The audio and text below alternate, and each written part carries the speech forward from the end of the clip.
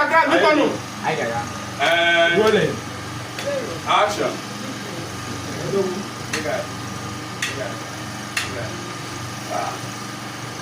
Oh no.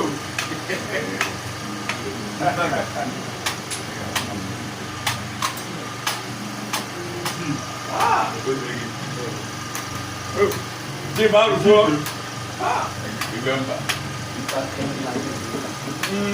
Hey. Sit down. Can I address you? Sorry.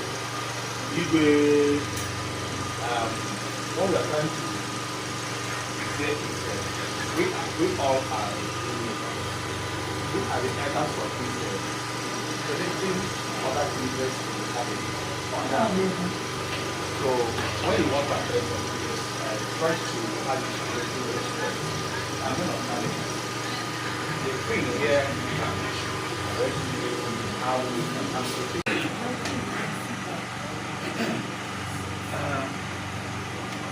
All right. Igwe. Okay. I believe you have heard of me. Your father must have told you about me. Etiokwe. Because I don't have much to say. You have to understand that. What of the things again? Because the lights. Let's take it again. Okay. You have to understand that. What of the name? A child who runs to the village square to dance Ruge must understand that Ruge is the dance of the square. That is what I have to say.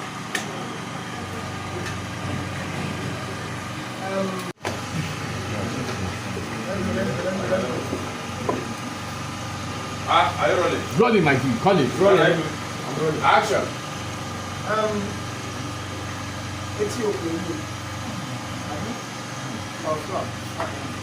and you are proud of the name Etiokwe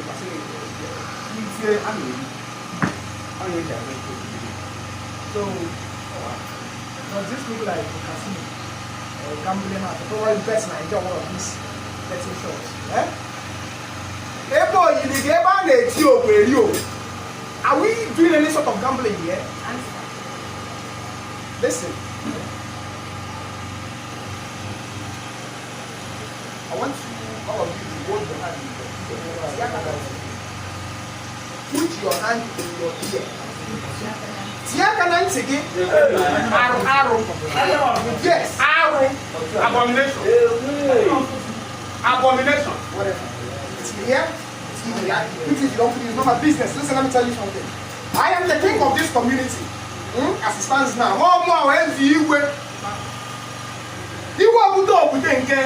Let's go.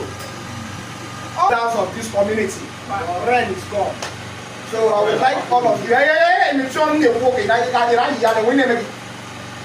would like all of you to remove your red cap, keep it on the seat here. Remove your bead or yes, put it on the seat. Hey, and get out.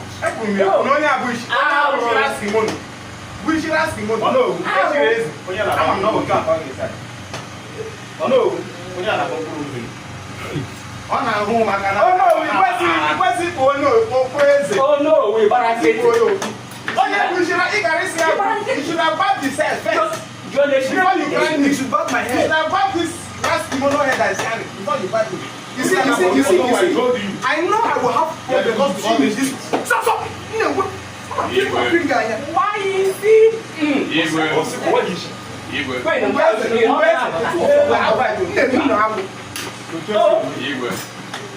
Are you ready forever? Beautiful. I always ready forever. I think this meeting is showing this meeting because I don't understand where you're bringing calamity to this kingdom. You are being crowned. I